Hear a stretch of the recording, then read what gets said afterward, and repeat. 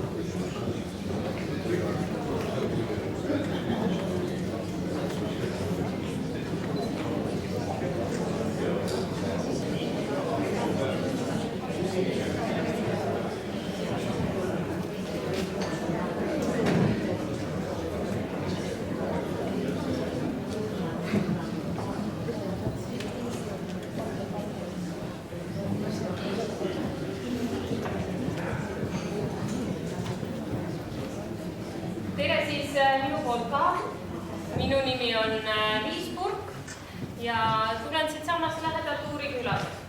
Ja pealkirjaks minu väikesel pooltunnil on pärimuslikud pulmakombed. Jõudsin selle teemani läbi oma magistriõpingute Viljandis.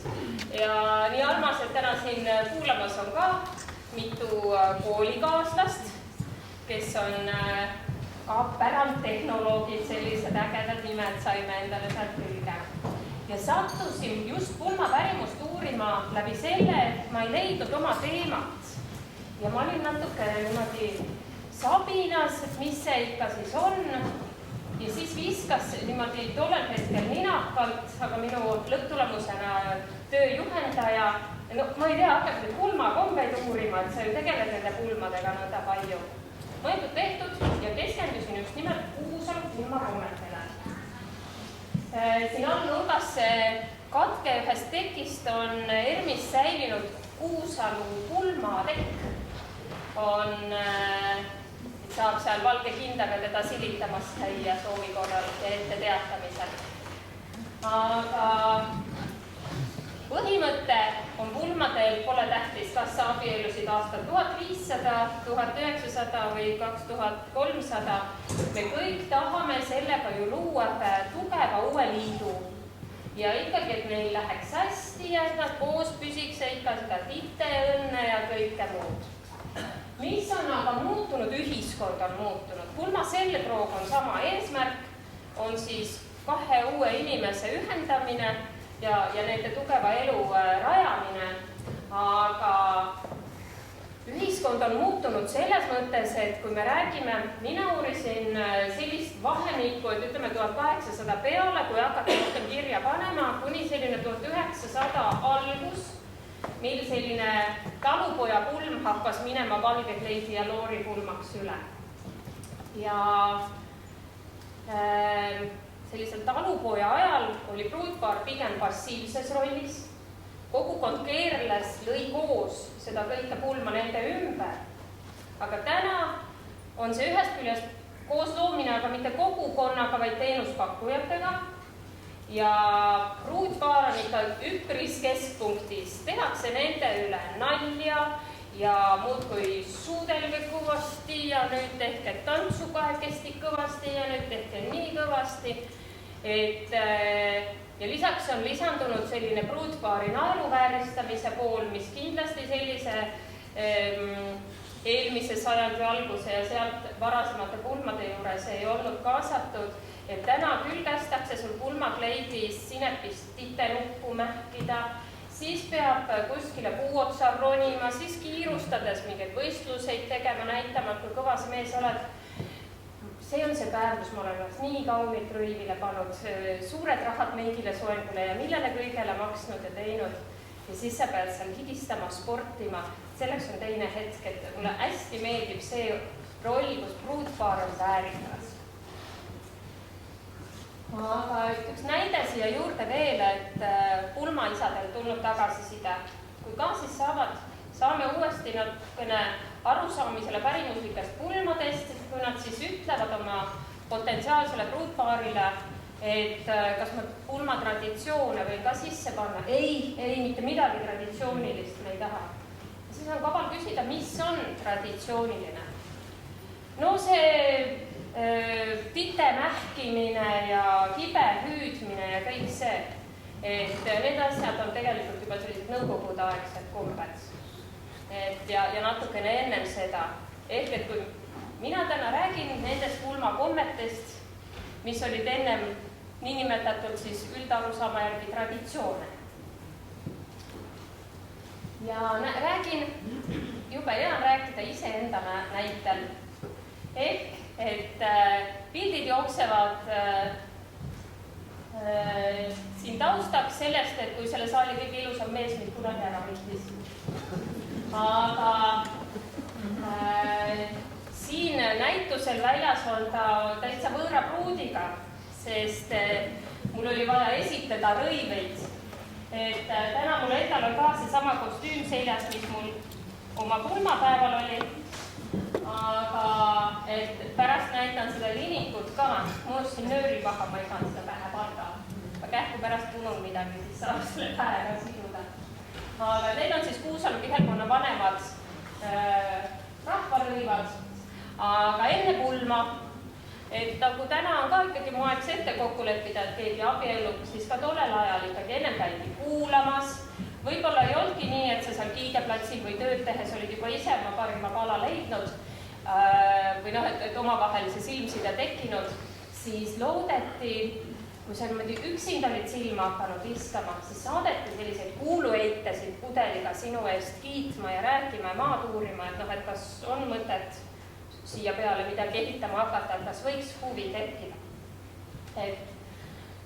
Ja kui siis huvi kinnitatud või omavahel kokku lepitud juba varem sai, tuli Kosja minna.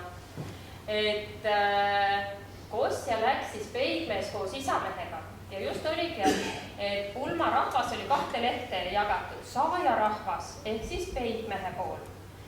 Ja kuna peigmees ise oli passiivses rollis, siis tema esindaja ongi isamees. Kindlasti abielus hea sõnaosavusega mees, kes siis tema eest muudku kostab ja kõige peale öelda oskab ja nõnda edasi. Ja siis tüdruku pool ehk vakarahvas ehk nemad andsid ära omad vakad ja tüdruku ja kõik nende perest läks, siis tüdrukut esindas siis, on näiteks kaasanaine, mõõgaema, erinevaid nimesid on ka nendel rollidel, samamoodi kindlasti abielus. Siit edasi läksid kummalgi pool kokku lepitud võrdne arv peiupoisid ja pruuttüdrukud. Nende ülesanne oli siis lõbu hoida ja aidata siis pruutpaari viia süüa ette ja mis on siis erinevatel hetkedel tarvis oli. Aga nemad olid näiteks ennem pulmi omavahel juba öeldud, sina kuulud sellega kokku, sina kuulud sellega, need olid vallalised inimesed. Ja siis tüdrukukene ikkagi tuli, pani ühe kaunistuse midagi, et vaat see nüüd on minu poiss, ma aitasin su ära kaunistada. Kui noormehele ei meeldi, siis ta võis sellega ära visata, siis oli solumist ja kõike palju. Aga ja nemad pidid siis kõik ööd pulma nädala jooksul siis koos veetma, seda kontrolliti, said karistada, kui seda ei olnud tehtud. Kõik see jällegi on alus sellele, et tekiksid järgmised uued suhted. aga üks osa enne pulmi, kui ka kosjad vastu said võetud, siis läks kibeda kiiremaks pruutkirstu sisu kokkupanemiseks. Eks sa neiuna olid neid paelu ja vöid ja kõike juba noorest peast vastavalt oskustele teinud, aga siis tõi peigmees kirstu, mis siis tuli uhkelt ära täita, sest neid kingitusi ja asju läks pulma jooksul palju. Et kuskil oli ka kirjutis, et 170 paari kindaid ja 150 vööd ja et paljud esemed tegelikult ka ringlesid küla peal või kogukonna peal ringi. Et kui pruut tuli näiteks teatama, et ma hakkan abielluma, et siis kas annetati villa või valmis ese või tuldi appi neljapäeva õhtuti koos veimevahva kokku panema, siis ongi see, et näiteks eelmises pulmas ise kingiks saadud kindad anti jälle siia edasi, eks ole, mingid ilusamad asjad, nagu meilgi tänapäeval, et kingid vanaemale sokid ja siis pärast, kui kunagi koristad, siis avastad, et neil pole elus, et pakiski veel öeldakse, sest nad on ilusad ju. Et need ilusad asjad, neid on ikka hoitud ja ringi lastud liikuda. Aga pulmapäeva hommikul tulevad siis pruudi lähemad naised kokku ja riietavad teda ja loevad veel viimased head sõnad peale ja selle kõige juurde kuuluvad laulunaised. Et laulunaised olid sellised ka sõnaosavad naised, kes siis ühe küla peal niimoodi pruukisidki olla kutsutud pulmast pulma, täpselt nii nagu pillimehedki. Ja laulunaised saavad ka pärast selle pilti ka, kus nad saavad siis laulupaelad, et võisid siis vööd või mingid uhkemad kirjud paelad või midagi olla kaela ja pillimees ka, et mida rohkem tal need paelu seal pilli küljes on, seda kõvem või selline nagu tunnustus, eks ole, et seda rohkem sind kutsuti. Aga tänapäeva mõistes on nad subtiitrid. Ehk, et nad laulavad kogu aeg sellest, mis toimub.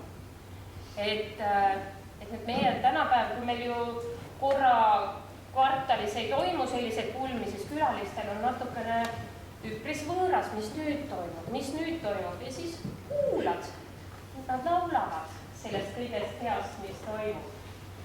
Aga pulmapäeva või pulmade siis alguses saajarahvas ehk peiupoolsed kohtuvad, ühel pool kogunevad ja pruudipoolsed pruudikodus siis teevad veel seal viimaseid toiminguid ja nõnda siis vägeva rongiga tulevad siis, rongiks nimetatakse siis hobuse kas siis talvise ajal regedega või vankritega ja jalutades ja nõnde head lärmi tehes tuleb siis saajarahvas siia pruuditalu väravasse ja hakkavad siis laulma. Pruuti näha küll ei ole. Ja hakkavad siis omavahel laulma.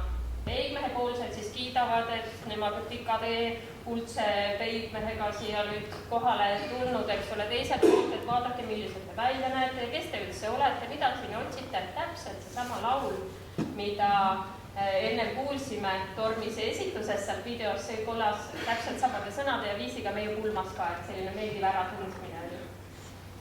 Ja kui siis nad lõpuks siis saavad oma need jutud arutatud ja üks pool ikka üles tunnistatud, et olgu ja tulge siis sisse, et võib ikka olla, et äkki siin on mõni puut ja nõnda edasi, siis isamees muidugi ikkagi toob pudeli jagu passi ka peremehele sinna majja. Nii, siia poole. Aga kõige hullem pidu on siis, kui kõht on tühi. Et inimesele kõht täis, siis on tuju hea, näete ka veel palju rõõmsamaks läks saal peale lõuna. Et jällegi selline suurest pajast ühine söömine. Et omal ajal ka rahvas tõi pulma kaasa. Oma talu ka kindlasti, eks ole, seal tapeti mõni loom ja anti paremaid varusid välja. Aga iga pulmakülaline ka tõi kaasa toidupoolist. Ja siis olid siis kokad eraldi siis palgatud sinna pulma, kes siis nii need päevad, kui siin ühel pool see pulm toimus, nii kaua nad selle vaaritamisega tegelesid. Aga nagu ka enne mainisin, pruuti näha ei olnud. Pruut oli peidus koos oma lähemate naistega. Tavaliselt oli see saun või ait või mõni selline puhtam kõrvalisem ruum. Ja siis isamehe naine koos siis laulikutega hakkavad siis laulusaatel otsima, kus see pruut siin olla võis. ja otsivad, leiavad õige ukse eest ja samamoodi see vastulaulmine nagu ennem värava üle, selline läbirääkimised algavad. Algab ka läbi selle ukse. Et natukene tuleb ikkagi üles kiita ja läbi rääkida ennem, kui see uks avatakse. Ja ka kohe siis ei tõsteta sülle seda pruuti valmis, vaid omad naised ikkagi veel varjavad ja natukene veel viimase hetken ikkagi hoiavad oma kullakest. Need on need laulupaelast, millest ennem öelda sai, et need on nüüd selline esimene kord, kui siis mõlema poole laulikud omavahel kohtuvad, et siis siin ongi, et kaasanaine paneb kõikidele laulikutele tänutäheks paelad paela ja muidugi ikka passi tuleb iga asja peale. Kui on jõutud mingi kokkuleppeni, läbirääkimised on olnud tulemuslikud, siis tuleb see ka ära kinnitada. Aga siis tuleb see isamehe naine, pruut on siis seal valmis, ütleb, et oma lehmake võõras kelluke. Et see on siis kingitus veel peigmehe poolelt, kus siis kannaga raha, see on selline münt, millel siis ilusti kett on taga, pannakse siis peigmehe poolt, siis nagu peigmehe poole ehted tüdrukule külge. Et siis on oma uue pere kelluke sellel lehmakesel küljes. Pruut leitud, paelad jagatud, aga nüüd oleks meeldiv siis pruuti siit toast välja ka lasta. Selleks oli siis erinevaid viise, kes see sinna tuppa vastu tuleb. Ja siin juhul tuleb siis pruudi vend, kes siis mõõgaga veel, et ristimärk ei tähenda ainult kristlust, mida me olen täna, eks ole, harjunud nägema, vaid igasugust kaitset juba ammu ennem seda, kui meile mõõgaga see jumala jutt selga löödi. Ja siis ongi selline kaitsemärk, teeb uksele peale ja niimoodi toob noor vend oma õe siis peigmehe ja peigmehe sugulaste ette. Et tihti tegelikult võiski niimoodi olla, et see oli esimene kord, kui peigmehe sugulased tüdrukut nägid. Et vahel hoiti külakogukonnas väga kokku ja abielluti siit ligilähedaselt, aga varsti saadi aru, et veri läheb kehvaks, kui sa seda väga väikeses ringis ainult vahetad. Et siis hakkas ikka tulema arusaam, et kõrvalt külast toodud pruut, see on natukene rohkem väärtuslikum või nagu uhkem värk, et nii kaugelt oled suutnud silmad peale panna. Et siis hakati neid kaugemalt ka sisse tooma ja see oli uhkuse värk ja siis pruukiski olla, et suguvõsalas esimest korda toda nägi. Ikka pillimängu saatel ja lõbusalt ja kõike. Aga selleks, et pruudist saaks abielu naine, on tänagi rahvarõivi juures tunnuseks põld ja talu. Ennem, kui siis pruudist abielu naist ka väljanägemise järgi vormima hakatakse, tulevad siis tema ümber kõik vallalised tüdrukud ja tõstavad 3 korda teda üles. Sümboolselt tähendab see enda seast välja tõstmist. Ja see on selline kaitsetu aeg. Ehk et meie piirkonnas ei ole kuulda nüüd, et peale seda pannakse tüdruk sellise valge sõba alla peitu 3 sõlega eest kinni, Kihnus on see siiamaani hästi tublisti kasutusel. Et jällegi, kuidas kuskil pool lahendatakse, on väga erinev. Siin on veel, kus sõnu veel peale loetakse, et muidu seda ametlikku paari panemist käidi ikkagi tegemas kirikus ja see oli eraldiseisev pulmapeost. Sest see oli täiesti vähe oluline, see oli lihtsalt statistika ja seaduste pärast. Aga siit meie kandist on teade kuskil 1900 algusest, kus siis oli ikkagi nii kõva pere kuskil ranna pool, kelle jaoks pastor tuli koju. Ja siis paari panek tehti osana pulmapeost. Ja igasuguste rollide täitmise eest tollel ajal ka siis kirikus ikkagi olid väiksed anded. Olenevalt siis panusest oli see meilekimbu sisu. Aga siin natuke järjekord on segatud, et ikkagi see väljatõstmine ja peakatte panek on järjest, aga meil oli siia vahele iseendal jäi see sõrmuste tseremoonia ja siis pruudi kodust ära saatmine. Ja vaat see oli hetk, kus ikkagi oli tõenäoline, et tüdrukul pisarad jooksid ja seda ka oodati ja muidugi need laulud, mis siia juurde käisid, olid ikkagi väga sellised kräuluvad ja südant lõhestavad, et sellele kaasa aidata, sest kui tüdruk ei nutnud kodunt lahkumise juures, siis ikka oli näha, et südametu naine, et oli sellist vaja nüüd, et lapstel teavad sind ja ei kooli ja kõike veel. Ja viiaksegi siis tüdruk sellele Tanu pähe seadmise tseremooniale. Jällegi eraldi ruumi, kurja silma eest ära, ainult oma naiste ringis, laulude saatel. Ja Tanu paneb pähe kas siis mehe ema või kaasanaine või pruudi ema, jällegi sellist taluti lausa nii erinev olla.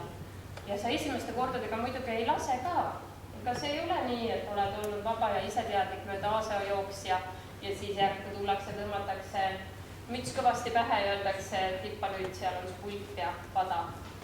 Et alles 3. korral, aga enne seda veel, kui sa 1 ja 2 olid selle Tanu ära heitnud, siis said sa sellega veel vastu pead. Unusta uni, mäleta mälud, pea mees meeles. Ehk abielu naise teadmine, mis sinu jaoks tulevikus oluline on.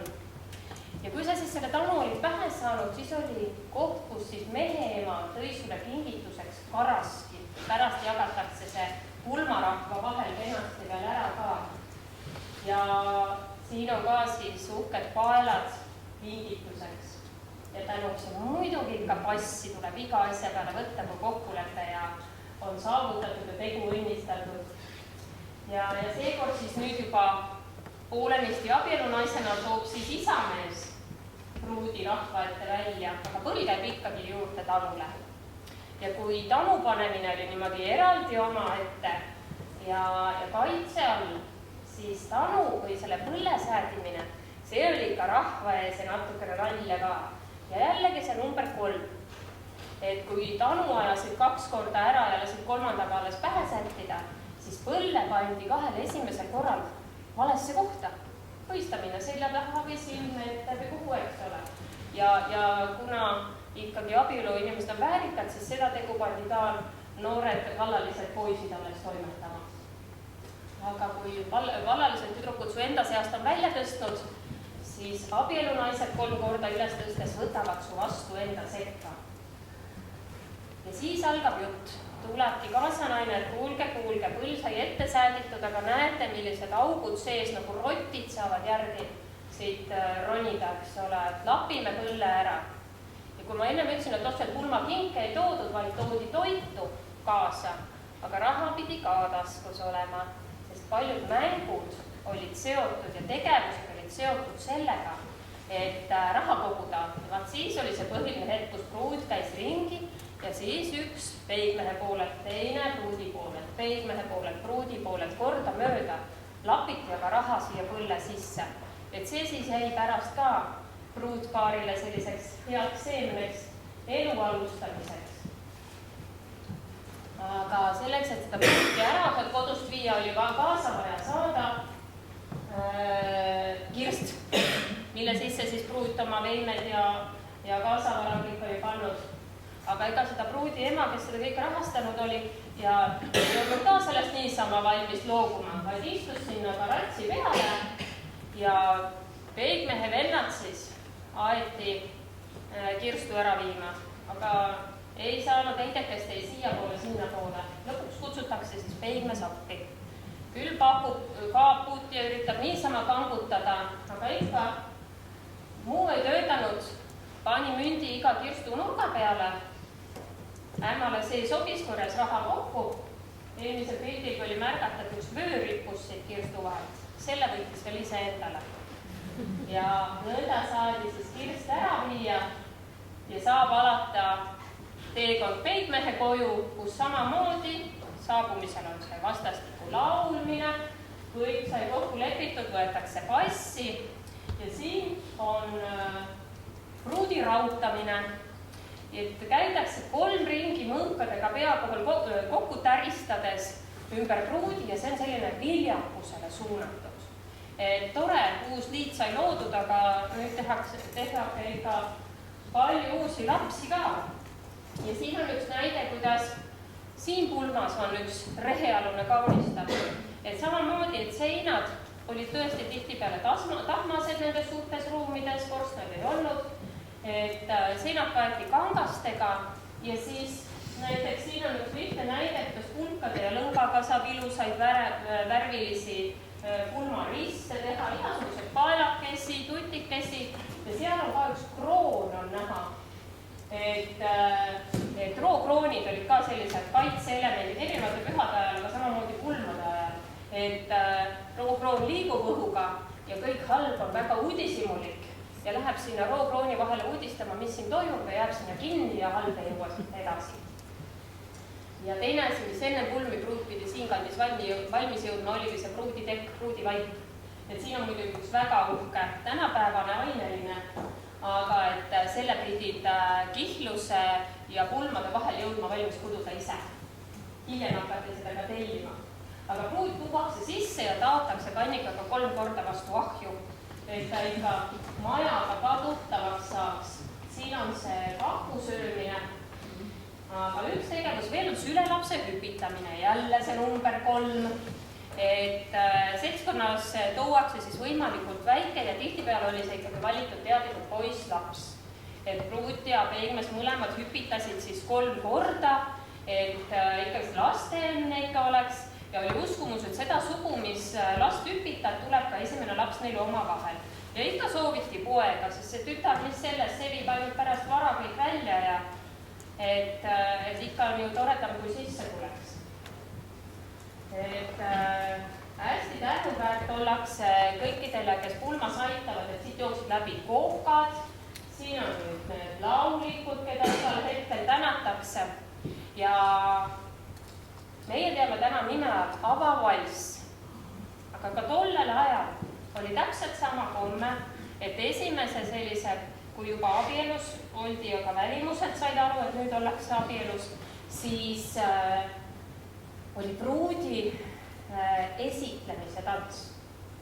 Et kui sa muidu pidid oma raske kirstutäie asjadega tõestama, et sa oled väga usin käsitööline, jõudnud palju teha ja ühte tegu ja teist pidi näitama, et kui tugev tervis sul on ja mida kõike, siis see oli koht, kus korraks said näidata ka seda, et sul on kiired jalad ja sitked, sirged sääled ja kõike, et siis oli see hetk, kus vaadati.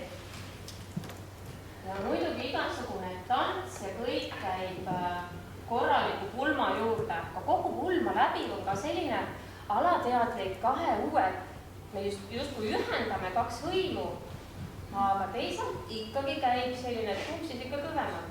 Ka pruudipeigmehel omavahel, et kes suudab teisele näiteks, et lauda istudes, et vamuse ääre peale näiteks istuda. Vat, mina istusin sulle, sina ei pannud tähele, vat nüüd mina olen kõvem, eks ole. Et siis ka need suguvõsad siis omavahel katsuvad üksteisele kogu aeg ikkagi väikest täru keerata ja nalja teha ja hommikul seal on mingid asjad ära viidud või keegi kuskile lõksu pandud ja igasuguseid tegevusi, et siin ongi käib kukepoks jälle, et vaadata, kumb on tuleviku kooselus, siis kumb pool jääb omavahel domineerima.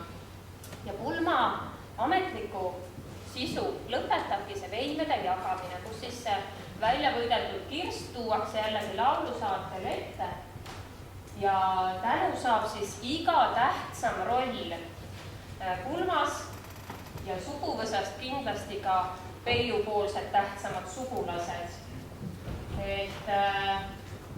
Ja siis õhtuti saadetakse pruutpaar, eriti esimesel õhtul, koos siis magama. On teateid viisakast lihtsalt magama saamisest ja hommikul lauluga äratamisest ja siis värske vesi on toodud, et nad koos siis nägu esimene hommik peseksid, et nad tänutäheks viskavad sinna hõbemünte vee sisse ja siis tooja võib need ära korjata ja igasuguseid. Aga on teateid ka sellisest olukorrast, kus pruut ja peigmees pannakse näiteks alasti üks ühte, teine teise pidi pikka riidest koti sisse ja ülesanne, et nad hommikul peavad olema ühte pidi, et pead ühel pool. Nii mõndagi võib öö jooksul seal koti sees juhtuda, eks ole. Et kui tegelikult niimoodi suurt pilti vaadata, siis nii paljud kombed on tänase päevani säilinud. Avavalss, siis tegelikult natukene üle kantud, aga see samamoodi ühine loomine, ükski pruutpaar ei saa ju seda pulma üksi teha.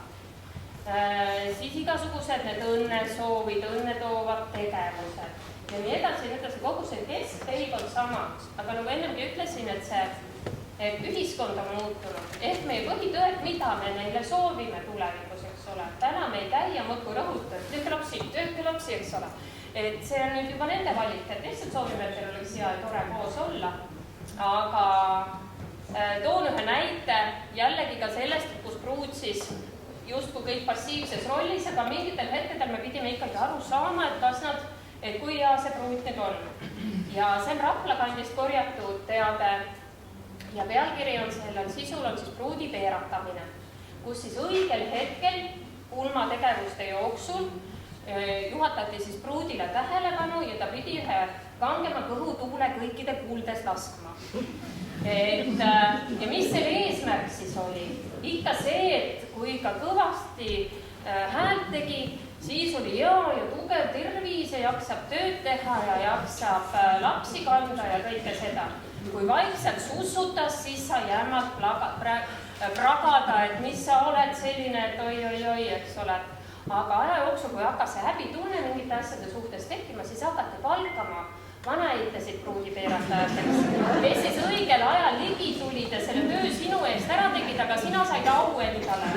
Et see põhimõtteliselt nagu Sven Lõhnus täna, eks ole, et lähed lavale, teed nii laulu, aga tegelikult tema kirjutas selle. Et samasmoodi ongi need ühiskond on lihtsalt muutunud tänaseks. Et kõike seda, mis kunagi oli, me täna üks-ühele korrata ei saa. Aga tänase päevani meile ikkagi meeldib selle teemaga tegeleda, au sees hoida ja oleme, ma ei tea, mõned ikka saanud kaasa aidata sellele, et neid pärimusliku sisuga pulmi tänasel päeval ka toimiks. Oleme aidanud lihtsalt konsulteerida, oleme erinevates rollides aidanud ise läbi viia ja just nimelt ka seda, et kui on see ka see valge kleidi pulm, siis kuigi siin oli näidis, et rahvarõivad ja päris elus muusikud, siis see üldse ei tähenda, et see nii olema peab. Vaid ka tänapäevase pulma, nagu ma ütlen, selgroog on kõik sama, et see tegelikult on olnud järjepidev, lihtsalt kest on muutunud, sisu on alles ja seda kõike saab väga edukalt tänasel päeval ka kasutada. Ehk pärimus ei ole midagi kaugelt valge kindaga silitamiseks, vaid järjepidevalt kasutamiseks, siis meile on ta omane. Issa pulmad.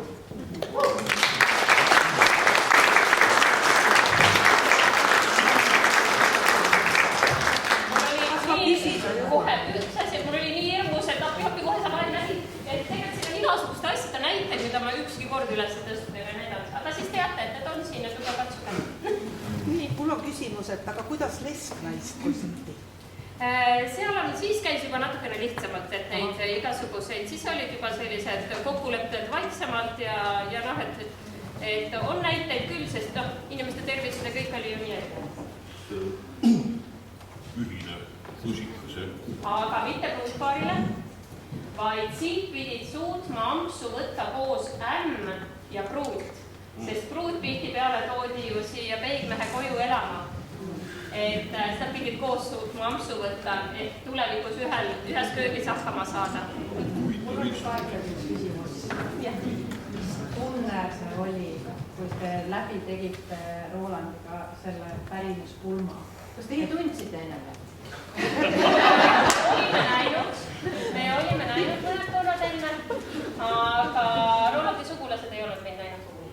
Aga olete koos siiamaani või Hommikul jäi veel mulje, et oleme. Aga tunne oli õige. Vastus oli õige. Nimelt, mis ajal meie kandist kadus ära üks vana üleüldine komme, ehk mida enam praegu naljalt keegi järgi ei tee, ma pean silmas pruudi peapaljaks pügamist. Seda on väga seal kuskilt selle aja kohta, kus mina uurisin, ei ole seda üldse märgitud. Ja selle Ants Heina raamatus, pulmaraamatust, tema kirjeldab seda veel hoopis vormsilt üldse mitte meie kandist, vaid Vormsilt, kus on hoopis teised juured ja aastal kuskil 1600 midagi. Et sellega, see oli nagu sellise mahasurumisega, et juuksed on sinu võim ja siis allutati naine. Noh, et vaat nüüd sa oled mehe. Lühemaks lõigati tavaliselt kõigil, et Anu all ära mahtuda. Väga erinevad. Kui sa vaatad rahvarõivi pilte, siis on abielu naised Anu peas ja mida juuksed.